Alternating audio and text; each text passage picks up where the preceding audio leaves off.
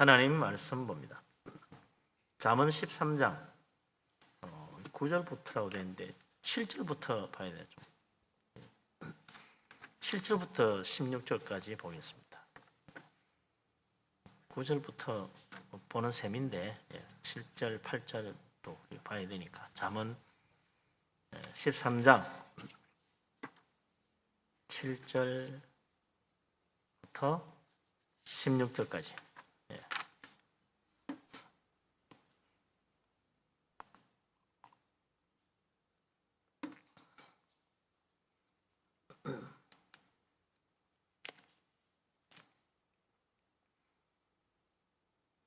다 같이 한 목소리로 잠언 13장 7절부터 16절까지 말씀을 받들어 읽겠습니다.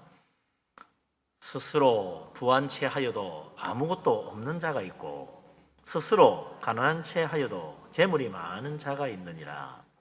사람의 재물이 자기 생명의 속전일 수 있으나 가난한 자는 협박을 받을 일이 없느니라. 의인의 빛은 환하게 빛나고 악인의 등불은 꺼지느니라. 교만에서는 다툼만 일어날 뿐이라. 권면을 듣는 자가 지혜가 있느니라.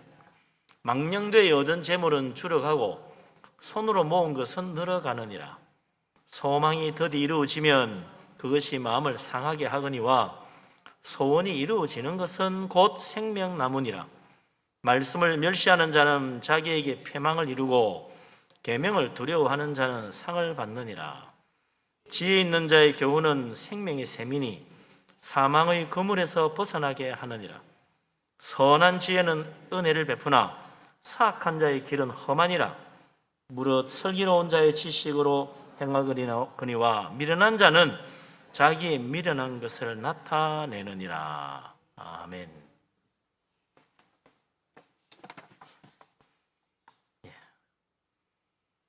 마스크 잘하고 계시고요. 말씀을 위해서 마스크 잠시 벗었습니다.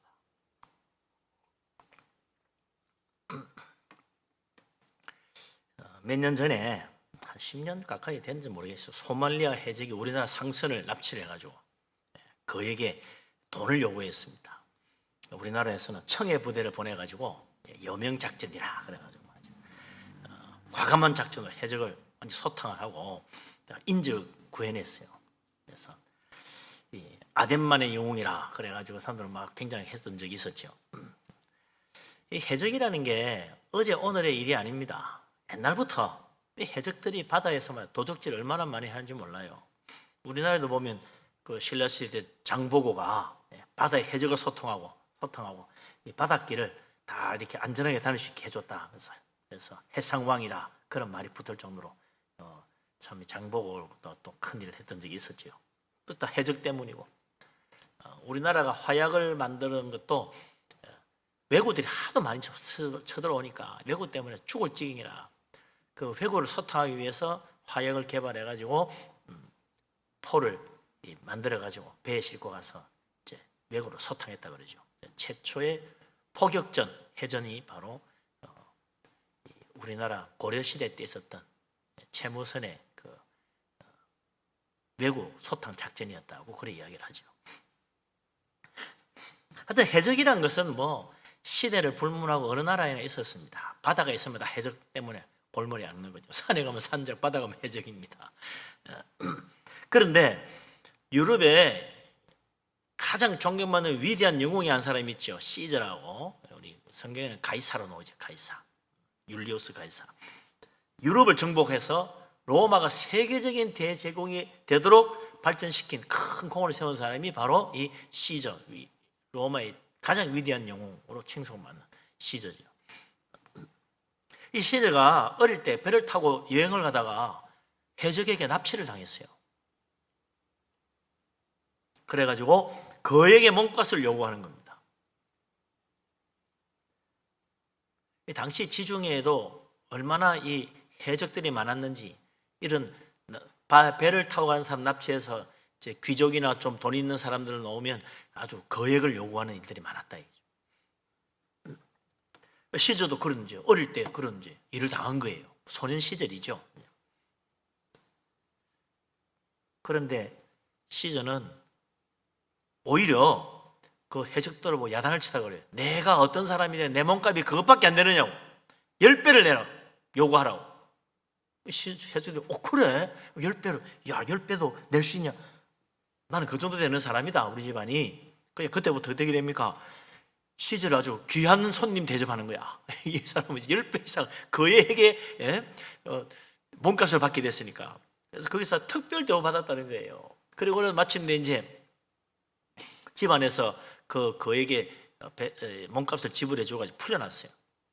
근데 이 시저가 풀려나자마자 바로 사병을 모집해가지고 해적의 소굴을 소탕을 하고 가져갔던 돈 다 빼앗아 왔다는 거예요. 영웅은 확실히 좀 어릴 때부터 좀 다르구나. 예? 남다른 모습이 있었다.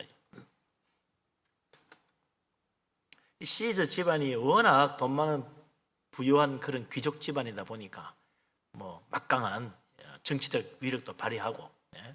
그 집안에서 나중에 황제도 나오고 그렇게 되는 거죠. 만약 시저가 집안이 가난했다면 어떻게 됐을까? 어쩌면 해적들의 손에서 이거 귀찮은 인간 죽임을 당했을지도 몰라요. 바다 한곳에 죽인들 누가 하겠습니까? 오히려 시저는 내 몸값 그것밖에 안 되느냐고 더 올리라고 그래가지고 오히려 대접받고, 예? 귀한 분 대접받고, 그래 나중에 풀려나고 다시 가서 소탕하고 돈 찾아오는, 참 어떻게 보면 참 당돌하죠. 대단한 사람이다 그런 생각이 듭니다만, 그러니 유럽을 정복하고 세계를 뒤흔들 만큼 그런 훌륭한 영웅이 되지 않았나 싶기도 하죠. 이 솔로몬이 오늘 하는 말도 보면 그런 이야기에 적합한 말 같은 그런 귀한 자문을 들려줍니다. 돈이 목숨을 구해줄 수도 있다, 그런 이야기죠. 시저가 집안이 워낙 돈 많은 귀족이다 보니 그에게 몸값을 주고 풀려났으니 돈이 목숨을 구해준 거 아니냐, 그런 말이 되겠죠.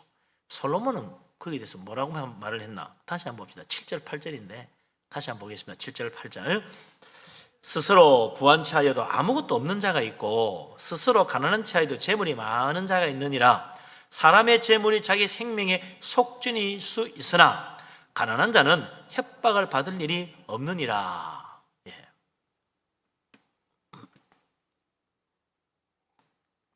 솔로몬이 한 말, 특별히 이 8절 말씀 보면 돈 때문에 내가 살았다, 돈이 나를 살려줬다는 그런 의미가 있기는 한데 그것보다는 어디에 더 중점이 있습니까? 괜히 돈이 많아가지고 오히려 돈 때문에 목숨 잃을 뻔했다, 그런 뉘앙스가 더 강하다 이거죠. 거꾸로 생각해보라. 가난한 자는 배 타고 해외로 여행 다닐 일도 없고, 돈 없는 사람 해적이 납치할 일도 없고 협박받을 일도 없다, 뭐 그런 이야기죠. 솔로몬의 말은 돈 때문에 목숨을 건진 게 아니고 사실은 돈 때문에 협박받은 것이다. 돈이 나를 살린 것이 아니라 돈 때문에 하마터면 목숨 잃을 뻔했다, 그걸 깨달아라. 사람들은 거꾸로 생각하는데 사실은 솔로몬이 말하는 그게 오히려 진리다. 많은 사람들 그렇게 생각합니다. 돈 때문에 어휴 내가 하마터면 큰일 날 뻔했는데 돈 때문에 살았구나, 그런 생각하는 때가 많은데 사실은 그렇지 않다. 우리가 보면 사실 이 세상에 거짓에 속고 사는 경우가 많은데 돈이 많았기 때문에 돈 내놓으라는 협박받은 것이다. 그래서 올바르게 볼 줄 알아야 된다, 그런 이야기죠. 어쨌든 그래서 그런지 돈 많은 사람이 돈 없는 척하고 다니는 경우가 오히려 많은 것 같아요. 세상에 그런 말 있잖아요. 돈 없는 사람은 외출할 때 양복 빼입고 아주 신사인양 하고 나가는데 오히려 진짜 부자는 잠바를 걸치고 나간다는 겁니다. 실속 없는 허세 그만 부리라, 그런 이야기도 되겠죠.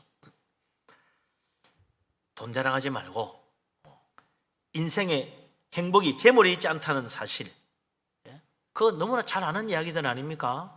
그런데 사실 우리가 살아가는 현실에 보면 그렇지 않은 것 같아요. 돈이 인생의 전부가 아니라고 말하면서도 막상 우리는 돈에 매여 살고 있습니다. 돈에 쩔쩔 매고 살아요. 돈 때문에 좋아하고 돈 때문에 걱정합니다. 돈 때문에 기뻐하고 돈 때문에 한숨 쉬어요.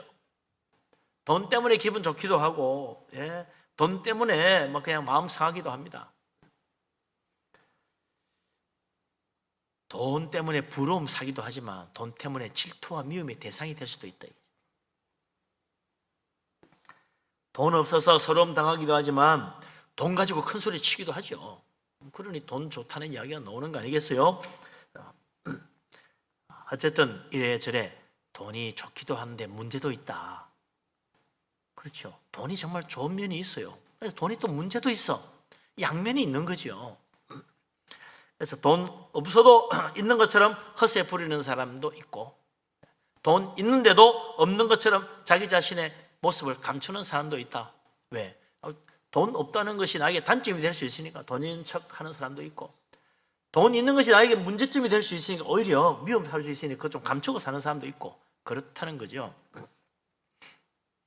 솔로몬의 말 결국 무슨 말입니까? 돈 때문에 목숨 건지고 행복하게 살 수 있는 것 같기는 하나 오히려 돈과 재물이 내 생명을 위협하는 위험 요소가 될 수도 있다. 그러니 돈 너무 좋아하지 말고 돈 너무 자랑하지 마라. 뭐 그런 이야기가 되겠죠.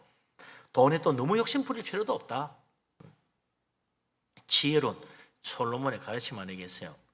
하나님 말씀, 솔로몬의 말만 아니라 예수님 말씀도 그래요. 돈과 재물 그거 가지고 천국 못 간다는 거예요. 그렇죠. 우리 뭐 찬송도 있잖아요. 돈으로도 못 가요. 다른 거 못 가. 천국 어떻게 갑니까? 잘 아는데 믿음으로 가잖아요. 믿음으로 가는 나라, 하나님 나라. 우리 찬양도 하는데 천국은 믿음으로 갑니다. 그래서 사람들은 그래요. 믿음도 필요하지만 돈도 필요하지 않습니까? 세상 살려면 돈도 있어야 됩니다. 목사님 너무 돈 무시하지 마세요. 그렇죠. 돈을 무시하는 게 아니고 돈 필요합니다. 있어야죠. 저는 가능하면 우리 교회 모든 성도님들 다 좀 잘 살기를 원해요. 돈 때문에 쪼들리고 사는 거 얼마나 힘들어요. 좀 더 풍족하게, 좀 부족하지 않게, 남부럽지 않게 살았으면 좋겠어요. 그렇게 되기를 정말 기도합니다. 그런데 돈에 빠져들어가면 안 되더라. 천국 가는데 돈이 보탬이 되지 않아요. 천국 가는 거는 오직 뭘로 갑니까? 믿음으로 가는 거거든요. 그런데 사람들이 돈으로 천국 못 간다 그러면서도 돈으로 천국 갈 수 있을 것 같은 착각을 자꾸 합니다. 그러니까 중세 천주교, 로마 천주교가 면죄부를 팔았단 말이죠. 근데 사람들이 그걸 돈으로 어떻게 구원받고 돈으로 어떻게 지용서 받고 천국 가? 말도 안 되는 소리야. 아무도 안 샀느냐? 아닙니다. 너도 나도 샀어요. 너도 나도. 아이고 나도 그것 좀 사가지고 지용서 받고 구원받고 천국 빨리 갔으면 좋겠다. 불티나게 팔렸습니다. 얼마나 어리석어요. 돈을 많이 주면, 돈을 많이 내면 좀 더 빨리 천국 갈 수 있는가? 돈 더 많이 내면 내가 더 큰 죄도 용서받고 천국 갈 수 있는가? 그 면제부 파니까 다 사는 거요. 참 어리석은 일이죠. 우리는 돈으로 구원받지 못한다고 하면서도 막상 돈 많이 내면 구원받을 수 있을 것 같은 착각이 들어요.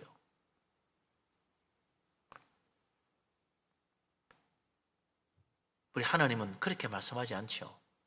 오히려 거꾸로입니다. 돈을 사랑하는 것이 일만하게 뿌리다. 모든 악이 돈에 대한 욕심 때문에 생기는 게 얼마나 많은 줄 아냐? 많은 악이 다 이 돈을 사랑하는 데서 왔다. 돈 욕심 때문에 죄짓고, 돈 욕심 때문에 악한 일하고, 돈 욕심 때문에 남에게 못 쓸 짓을 한다 이거죠. 우리 예수님도 분명히 말씀하기를 돈과 하나님을 겸하여 섬길 수 없다고 그랬어요. 돈을 섬기든지 하나님을 섬기든지 둘 중에 하나 해라. 많은 사람들이 돈이 최고야 라고 말하는 사람은 돈신을 섬기는 거예요. 돈신, 만몬이 돈신입니다. 재물신, 돈신. 옛날부터 그 페르시아 제국 때부터 이 돈신, 만몬신이 있었어요. 사람들이 그 만몬신, 돈신에다가 기도하고 거다가 제사 드리고 하면 부자 된다고 생각한 거죠. 예수님이 만몬 돈신 섬길래, 살아계신 하나님 섬길래 둘 중에 하나 골라라 그랬다. 둘 같이 섬길 수 없어. 우상이지 그러면. 우리는 진짜 영원한 생명, 천국의 축복을 주시는 하나님 믿어야죠.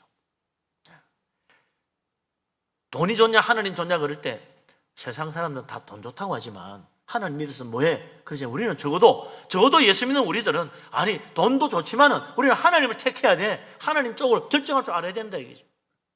둘 중에 하나 어느 거 가질래 그러면 돈도 좀 같이 가지면 안 됩니까? 말하지 말고 우리 예수님 이야기는 하나님을 붙잡아라. 그럴 줄 아는 게 그게 믿음이고 그게 진짜 축복이라는 거죠. 돈 따라갔던 사람들은 다 결국은 실패하고 멸망하고 헛된 인생 살고 불쌍한 인생 됩니다. 그러나 믿음으로 간 사람은 하나님께서 그에게 은혜를 베푸시고 축복하시고 이 세상에서 부족하지 않은 복된 삶도 허락해 주셨다 이거죠. 하나님께 가면 하나님 선택하면 다 받아요. 그러나 돈을 선택하면 결국은 생명을 잃어버린다. 행복도 잃어버리더라요. 하나님 붙잡아야 됩니다. 하나님 믿어야 됩니다. 세상 것 아무리 좋아 보여도 진짜 행복은 거기 없습니다. 하나님께 있다. 천국 돈으로 가는 거 아닙니다. 믿음으로 갑니다. 분명히 하나님 말씀하신 면죄부 산다고 재용서 받는 건 아닌데도 사람들이 그거 속아가지고 샀던 것처럼 오늘날도 많은 사람들이 믿음으로 하늘나라 간다고 그래도 사람들이 그냥 못 믿는 경우가 많아요. 믿는다고 가겠나? 믿는다고 가겠나 그래요. 믿는다고 가는 게 아니에요. 믿으니까 가는 거예요.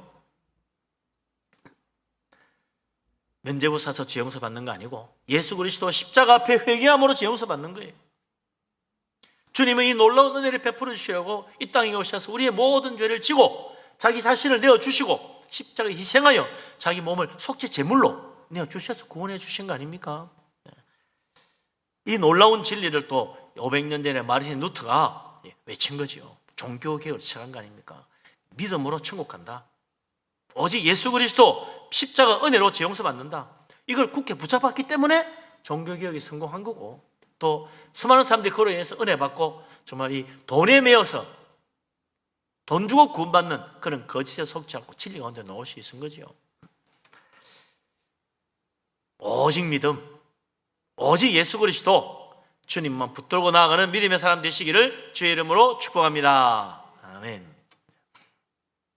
세상에는 참 존경받는 사람도 있고 열시받는 사람도 있죠. 성공한 사람도 있고 실패한 사람도 있는데 미국 같은 자본주의 사회에서는요, 돈 많은 사람 인정해 줍니다. 존경합니다. 돈 많이 번 사람 성공했다고 말해요. 그 사람도 존경하죠. 그런데 세상에는요, 돈 많이 벌고 성공해서 사람들에게 참 부러움 사고 또 존경받는 사람도 있지만 돈 한 푼 없는데도 존경받는 사람이 있습니다. 돈 한 푼 없는데 어떻게 돈 받아요? 돈이 많아도 멸시받는 사람이 있어요. 어떤 사람이 돈 한 푼 없는데 존경받습니까? 데레사 수녀 같은 사람, 인도의 그 빈민굴에 가서 그 불쌍한 사람들을 잘 섬기고 도와줬잖아요.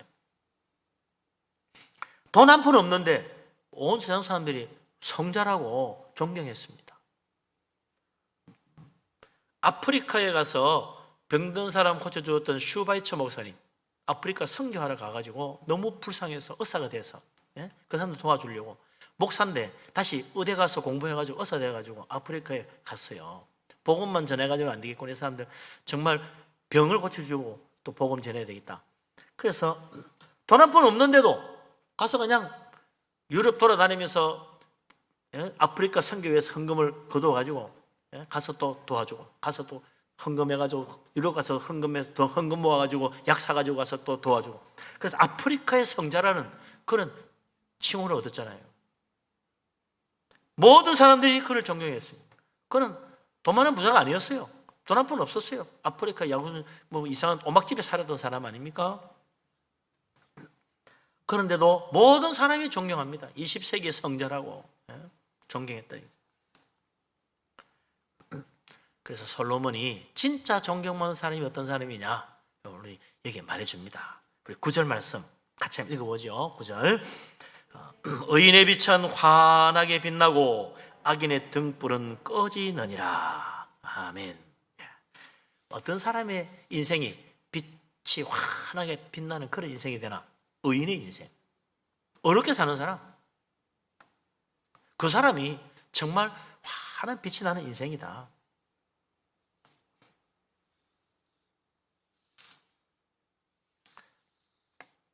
어려운 인생은 등불을 들지 않아도, 등불을 켜지 않아도 환하게 빛이 난다. 의인 그 자체가 빛이 난다.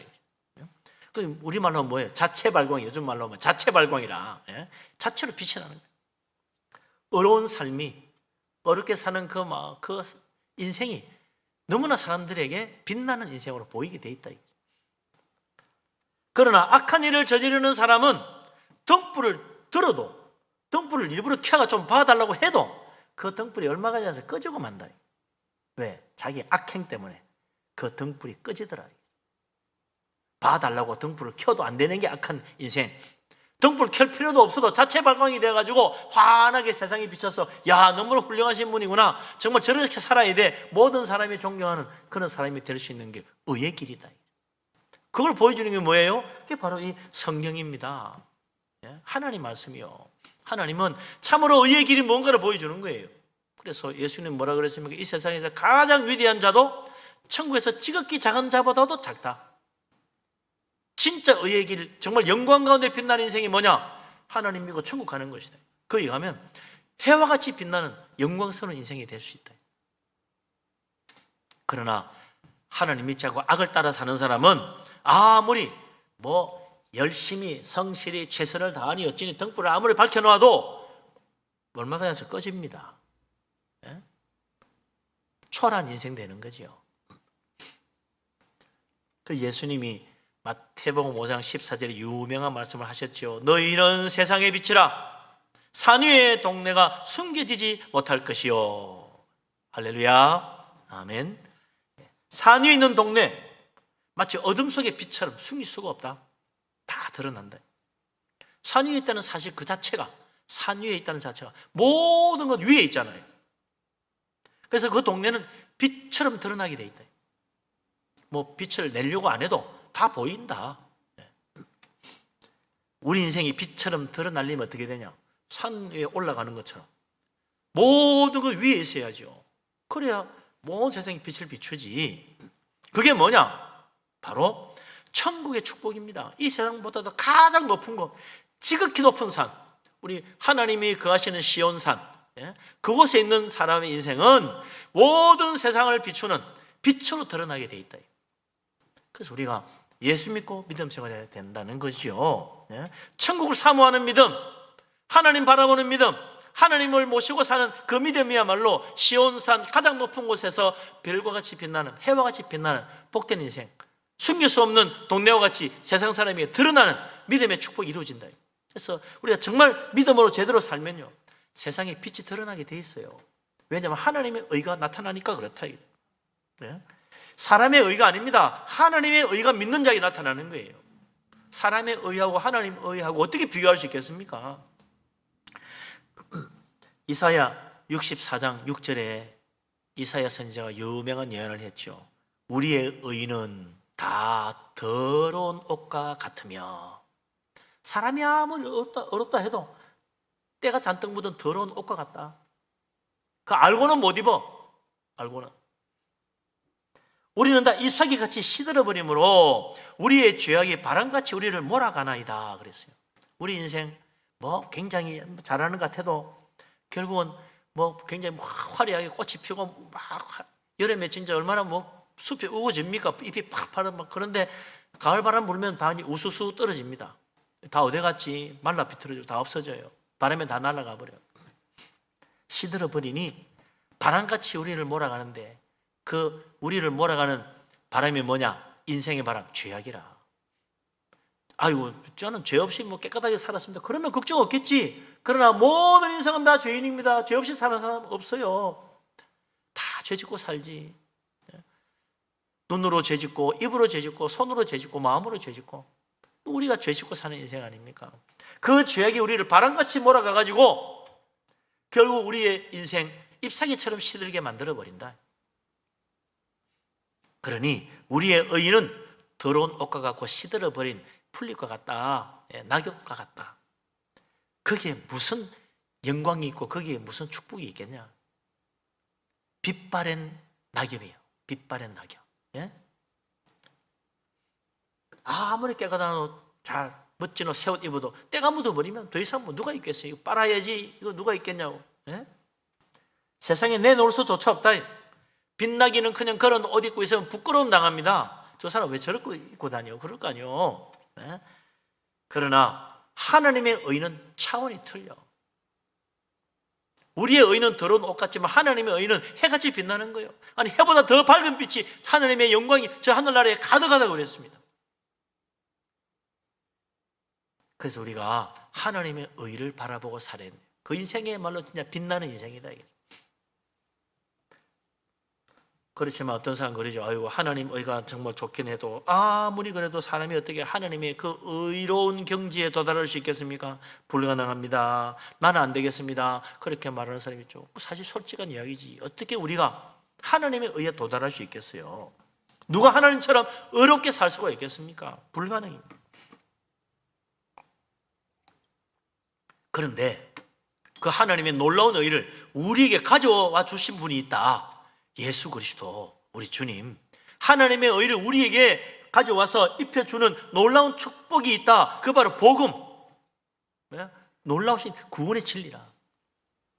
그래서 로마서 1장 17절에 뭐라고 그랬습니까? 우리 벌써 몇 번씩 보았는데 이번 최근 들어서 계속 봅니다. 왜 이제 종교개혁 기념주일이 되다 보니까 이 종교개혁의 가장 핵심적인 말씀이죠. 로마서 1장 17절. 복음에는 하나님의 의가 나타나서, 할렐루야, 복음에는 하나님의 의가 나타나 있어요. 복음은 하나님의 의를 보여줍니다. 복음에는 하나님의 의에 이르는 길을 보여줍니다. 복음은 우리에게 하나님의 의를 입혀준다고 말합니다. 그래서 어떻게 하나님의 의를 보고 하나님의 의를 입을 수 있느냐? 믿음으로 믿음에 이르게 하는 것이다. 믿음으로 믿음에 이르러 마침내 하나님의 의를 우리의 것으로 받게 만들어준다. 그게 복음이라는 거예요. 예수 그리스도를 믿는 자, 복음을 믿는 자에게 하나님은 인간의 의가 아니라, 사람의 의로움이 아니라 하나님의 의를 옷 입혀주십니다. 그래서 믿음으로 사는 영생의 축복, 놀라운 구원의 은혜를 받는 거지요. 복음을 믿으면 믿음으로 의에 이르게 됩니다. 예수 믿으면 더러운 사람의 의의 옷은 벗고 하나님의 그 거룩한 영광스러운 의의 옷을 입게 된다.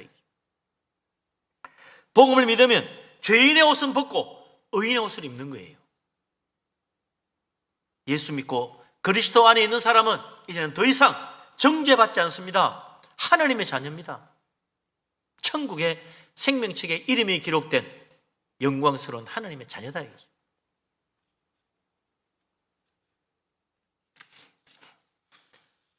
그래서 우리가 예수 믿고 믿음으로 사는 것입니다. 예수 믿는 거 뭐 별거 아닌 것 같지만 천만에요. 가장 영광스러운, 가장 빛나는 복된 인생이라. 예수 그리스도 주님을 믿고 복음 안에 온전히 거하여 이제 나는 내 사람의 의가 아니고 하나님의 의를 옷 입고 하나님을 찬양하며 영광 가운데 사는 빛된 하나님의 자녀 다 되었다는 사실 믿으시기 바랍니다. 아멘. 예.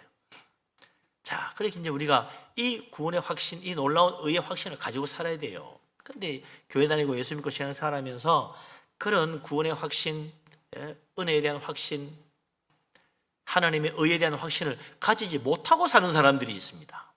이게 문제죠. 그래서 예수 믿고 1년, 2년, 10년, 20년 믿으면서도 내가 예수 믿기는 믿는데 천국 갈 수 있을지 모르겠네. 죽어서 가봐야 알지. 어떻게 지금 내가 천국 간다고 말할 수 있겠어? 이렇게 말하는 사람들이 있습니다. 이런 사람은 항상 불안하지요. 조금만 잘못하면 아이고 난 아무래도 못 갈 것 같아. 조금만 시험 들면 아이고 나는 틀렸어. 난 천국은 완전히 끝났어. 난 지옥 가는 거 아니야. 이렇게 자꾸 생각하는 거죠. 이런 사람은 조금만 문제도 시험에 빠집니다. 시험에 빠져가 막 괴로워해요. 여기서 벗어나야 됩니다. 솔로몬이 우리에게 참 지혜로운 말씀을 줘요. 12절 13절 같이 한번 보십시다. 12절 13절 같이 읽습니다. 소망이 더디 이루어지면 그것이 마음을 상하게 하거니와 소원이 이루어지는 것은 곧 생명나무니라. 말씀을 멸시하는 자는 자기에게 패망을 이루고 계명을 두려워하는 자는 상을 받느니라. 아멘. 네. 소망이 더디 이루어지면 그것 때문에 마음이 상한다. 무슨 말입니까? 이 우리가 구원의 확신과 연관지으면 딱 맞는 말이에요. 내가 예수 믿고 천국 가는 소망을 가지고 사는 건데 예수 믿고 1년, 2년, 10년, 20년 지나도 아직 천국 가는 확신이 없어. 구원에 대한 소망의 확신이 없어. 아유, 언제나 이루어지겠나? 죽어서 천국 가면 그때 가서 보서 알게. 예수님 오실 때는 알 수 있겠지. 언제 알겠어? 그 언젠데? 까마득해? 언제 이루어질 줄 몰라. 그 소망이 언제 이룰 줄 모르니 마음이 상하지, 믿음이 흔들리지, 시험에 들지, 예? 신앙생활 재미가 없어, 열심도 안 나. 그러니 무슨 믿음이 자라고 은혜를 제대로 받겠습니까? 소원이 이루어지는 것이 생명나무다 그랬어요. 소원이 이루어지는 거. 예수 믿는 사람 소원이 뭡니까? 천국 가는 거 아니에요. 나는 오늘 죽어도 천국 가, 이런 확신이 있어야지. 하나님, 나 오늘 당장이라도 천국 가면, 예수 믿고 천국 가면 바로 가는 거야. 그렇죠. 지금 당장 죽어도 우린 천국 가는 거예요. 뭐 10년, 20년, 100년, 200년 예수님 언제 올지 모르는, 그때 가서 봐야 안다, 그게 아닙니다. 예수 믿으면 우리의 소원 천국 가는 거 이루어진 거예요. 예수 믿으면 구원받은 거예요. 이게 바로 생명나무다. 이보다 더 큰 축복이 어디 있냐? 우리는 예수 믿고 구원받고 하나님의 생명, 영생의 축복 받은 거예요. 그러면 그때부터 믿음 생활 달라집니다. 확신이 생기고 기쁨이 넘치고 은혜가 넘치고, 예? 열심도 생기고. 그래, 내가 이렇게 열심히 해서 하늘나라 가는데 내가 진짜 정말 믿음 생활 제대로 해야지. 이전과 다른 확신 가운데 신앙이 열심히 생기는 거 아니겠어요? 죽어서 가봐야 알지. 그러면요, 어깨도 처지는 거예요. 예? 믿음에 활기가 없어. 열심도 안 나. 아이고, 누구는 저렇게 참 구원의 확신 가지고 살더니 어떻게 저렇게 저런 믿음을 가졌지. 부럽다. 아니면 아이고 교만한 거 아니야. 이런 착각을 하는 거예요. 구원의 확신이 있어야 됩니다. 예수 믿고 구원받아 천국하지만 이 확실한 진리에 대한 확신이 없으면 흔들리는 거죠. 성경은 분명히 말합니다. 믿는 자는 영생을 가졌나니, 요한복음 6장 47절에 있는 말씀이죠. 믿으면 영생을 가질 수 있을지도 모른다가 아니에요. 믿는 자는 영생 가졌어. 확실하게 이야기하는 거예요. 요한복음 6장 12절에 그 유명한 말씀이잖아요. 하나님의 아들을 영접하는 자, 곧 그 이름 예수 그리스도의 이름을 믿는 자는 하나님의 자녀가 되는 권세를 주셨느니라고 그랬어요. 잘 믿으면 하나님 자녀가 될 수도 있다, 그런 이야기가 아닙니다. 예수님 이름 믿는 자는 구원을 받을 수도 있다, 그런 이야기가 아니에요. 예수 이름 믿는 자는 이미 지금 하나님의 자녀입니다. 더구나 하나님의 자녀의 권세까지 가졌어요. 더 이상 뭘 이야기하자는 거예요? 분명한 것입니다. 예수 믿고 예수님 영접하고 하나님 이름 믿으면 그 사람은 구원 받은 것입니다. 하나님의 자녀입니다. 천국 갑니다. 오늘 죽어도 영생 얻어 천국 갑니다. 이 확신을 가지고 흔들리지 말고 소망 가운데 살아가라 이거죠. 아직 멀었어, 나는 아직 멀었어, 그러면 믿음 생활 제대로 못합니다. 우리는 예수 믿는 그날부터 구원 받은 거예요. 이 믿음의 확신 꼭 붙드는 사람 되시기를 바랍니다. 왜 그동안 이렇게 예수 믿고 신앙생활에서 구원의 확신 제대로 못 가지고 있었을까? 솔로몬이 그 이유를 이야기해 주 13절에 왜 그러냐? 말씀을 멸시하는 자는 패망을 이룬다. 믿음에 실패한다. 말씀을 소중히 여기야 되는데 말씀 붙들지 않고 자꾸 자기 생각에 매여가지고, 자꾸 흔들리는 거야. 그 사람은 결국 패망할 수밖에 없어. 실패하고, 믿음에 실패하고 넘어지는 거지. 사탄의 유혹에 넘어가는 거예요. 말씀을 멸시하면 안 돼요. 하나님 말씀을 존중히 여겨야지. 왜? 하나님 진실한 분이니까. 하나님 말씀은 진실하니까. 하나님 말씀보다 더 진실한 말씀이 어디 있어요? 그 예수님은 말씀할 때마다 뭐라 그럽니까? 내가 진실로 너에게 이르노니. 진짜 진리다 믿으라는 이야기 아니에요. 진실로라는 말을 왜 하겠어요? 사람들이 하나님 말씀을 참으로 존중히 여기고 하나님 말씀 꼭 붙잡아야 되는데 긴가민가 정말 되나 안 되나 이러고 있으니까 예수님이 진실로 말한다. 이거 진짜니까 정말 확신을 가지고 믿으라. 내가 보장해 준다. 그 이야기 아니에요. 진실로 하신 말씀, 진리 중에 진리입니다. 예수 그리스도의 말씀 붙잡아야 돼요.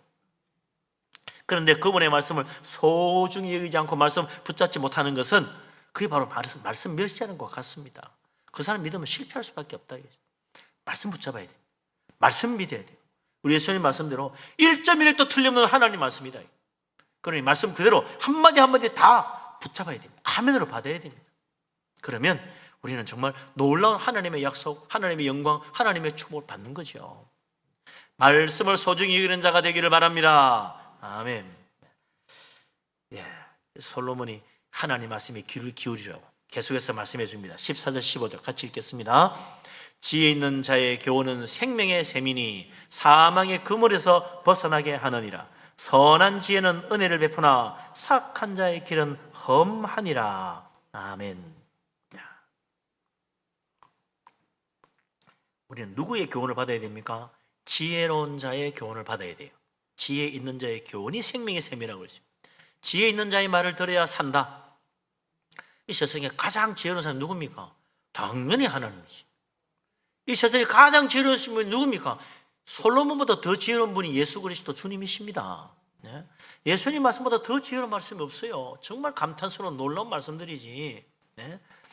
이 세상에 위대한 지혜자가 많이 있었지만 하나님보다 더 지혜로운 사람은 없어요. 이 세상에 위대한 지혜자들이 좋은 말을 많이 해주었지만 예수님 말씀처럼 이렇게 수많은 사람에게 수천 년 동안 계속해서 영향을 끼친 말씀이 어디 있냐. 예수님 말씀이 가장 지혜로운 말씀이기 때문에 이 수천 년 동안 이 세상 모든 사람에게 가장 많은 영향을 주고 많은 감동을 주고 그 말씀이 세상을 이렇게 바꿔놓았잖아요. 우리 하나님이야말로 가장 지혜로우신 분입니다. 하나님 말씀에 귀를 기울여야 돼요. 여기에 생명이 있어요. 다른 데 없습니다. 세상 어디에 누구의 말에 생명이 있습니까? 뭐 세상에서 처세술 옛날에 한때 한 3, 40, 50년 전에 우리나라에 막 처세술 굉장히 유행한 적이 있어요. 처세술.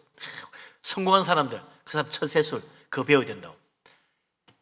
예, 세상에서는 처세 잘해가지고 어떻게 성공할 수 있을지 모르지만 그게 생명을 주는 건 아니다. 해봐야 세상에서 잘해가지고 세상과 함께 멸망하는 것밖에 더 있습니까?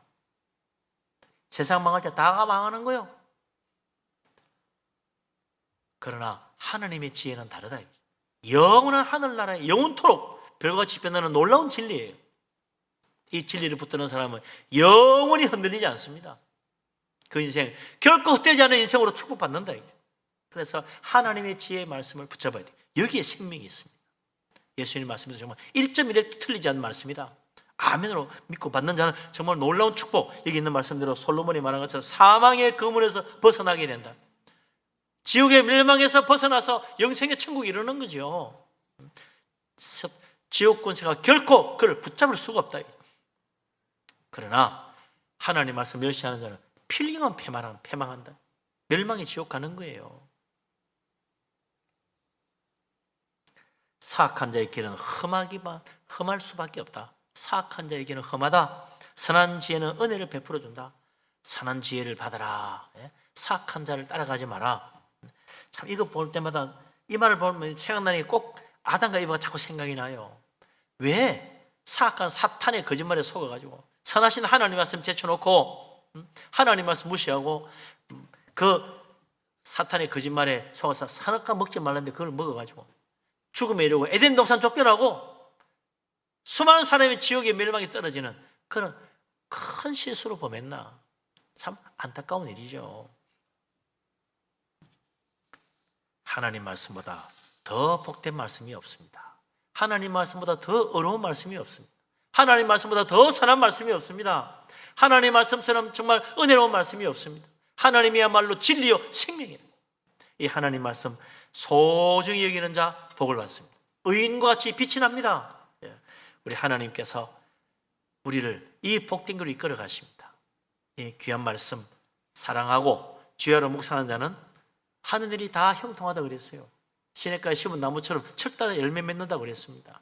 이 하나님 말씀 사랑하고 하나님 말씀 존중히 여서 의인의 빛같이 드러나고 하늘나라 영광의 나라에 이루고 영생복락 누리는 복된 사람 다 되시기를 주의 이름으로 축복합니다.